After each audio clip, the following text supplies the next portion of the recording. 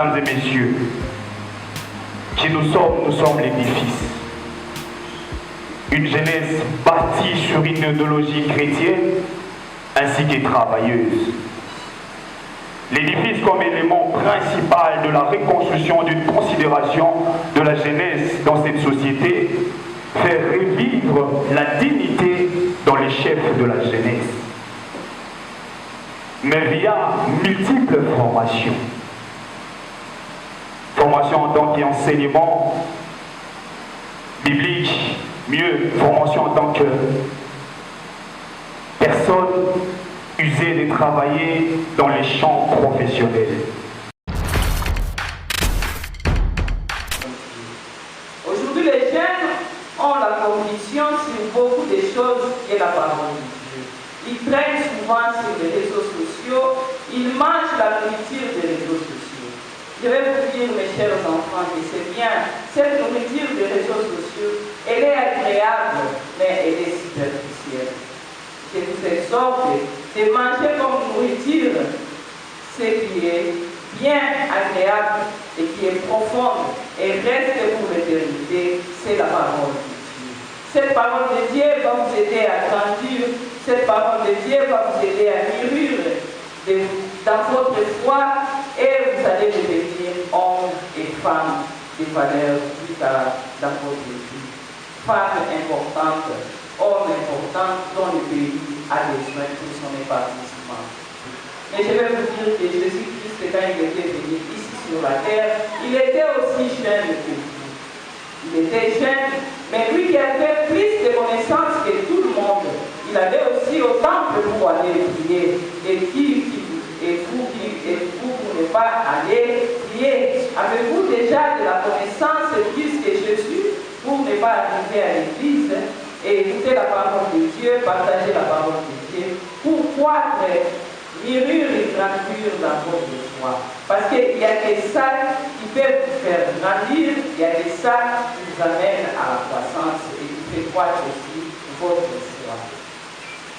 Et nous donnons maintenant la parole à l'honorable député et professeur dans plusieurs universités, honorable Daniel Mao Soukissa.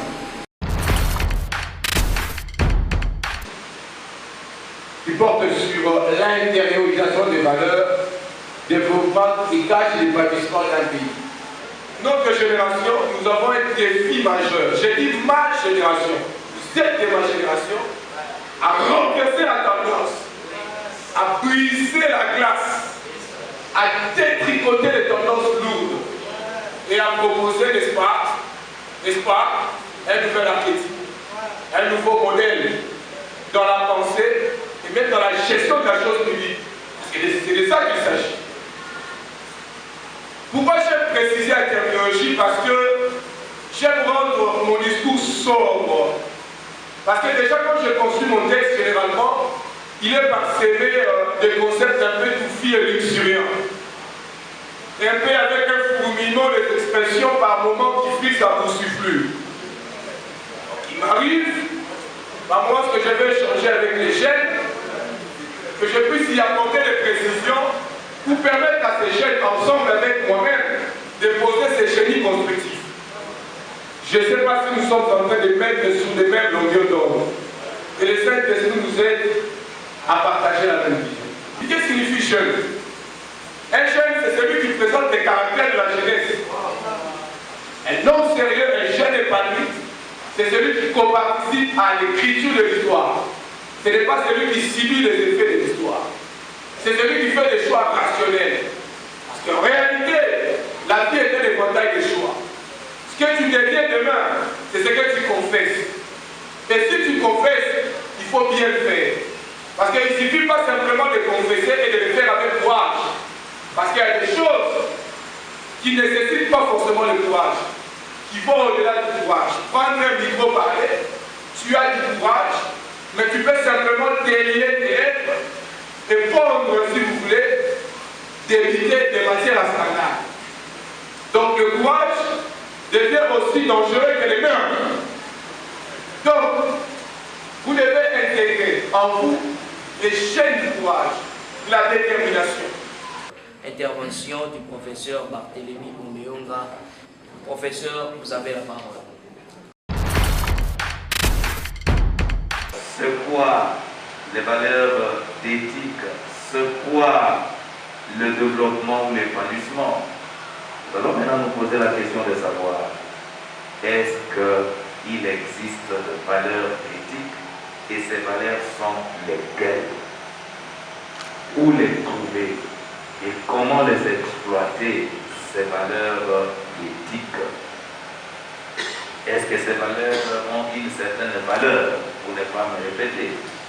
Nous sommes dans une société et chaque société s'est construite sur un certain nombre de valeurs, un certain nombre de considérations. C'est ce que l'on appelle généralement l'esprit de la société. Quel est l'esprit qui anime la création de la société? Parce que l'homme, quand il crée une société, il a une croyance à une forme d'organisation qui peut lui procurer le bonheur parfait. Et alors, dans notre pays, qu'est-ce qu'il y a comme fondement, valeur qui caractérise le socle de l'État congolais capable de nous procurer ces bonheurs que nous espérons tant? Je vous dirais que l'État congolais, c'est un État qui ne se fonde pas, comme l'a dit le professeur, sur un certain nombre de valeurs ontologiques propres. Pourquoi? Parce que l'âme congolaise, c'est une âme qui a été détruite complètement. L'âme congolaise est partie. Et aujourd'hui, il n'existe pas une âme proprement congolaise dans l'État congolais. Nous pouvons dire que notre âme se trouve dans nos valeurs ancestrales et coutumières. Et c'est à partir de ces valeurs que nous devons construire une société idéale. D'accord? Parce que c'est ce qui constitue l'identité du peuple congolais. Notre identité se trouve dans nos traditions, dans nos coutumes, dans ce que nous partageons comme valeurs propres à nous. Et la tendance, vous allez voir que chacun de nous trouve une sorte de protection dans ce qui est traditionnel à nous. Honorable député Daniel Mbaou, ainsi que ma mère que j'aime beaucoup, mon mari Chantal Capet. Je serai incapable de présenter devant vous les témoignages que j'ai de ces gens qui sont devant vous. Mais vous avez remarqué dans leur expression et dans l'essence de prononcer leur intervention ou leur exposé, vous avez senti le besoin d'intérioriser une valeur supérieure dans la jeunesse. Merci à l'assistance. Je ne serai incapable de vous dire merci tous les jours. Comme l'a dit le modérateur, que tout celui qui a une question peut nous soumettre toutefois. Nous allons soumettre à chaque boîte email de chaque intervenant de ce jour. Croyez, espérez que vous aurez des réponses, parce que je connais ces intervenants. Ils sont actifs quant aux besoins de la jeunesse. Et cela n'est pas tout. Monsieur le doyen, monsieur l'honorable Madame Capet, cela n'est pas tout. Nous, comme vos enfants, nous avons prévu quelque chose. On s'était dit que ça pouvait être beau, également glorieux, de le faire en aparté. Mais on a souhaité faire ces si minimum qu'il est déjà devant tous ces gens, de voir que un département de jeunes lié à offrir quelque chose à votre égard, faire un petit geste à votre personnalité. Je sais que ça ne signifie rien du tout. Je le sais. Mais considérez cela par rapport à la journée, parce que vous avez laissé autant d'occupation pour venir ici nous enquiquiner ensemble avec nos frères, sœurs et camarades, collègues de classe ou autres. C'est ainsi que je fais appel à l'équipe qui ont des cadeaux. Vous allez procéder, car la répartition est déjà connue. Vous amènerez les cadeaux chaque cadeau vers l'intervenant.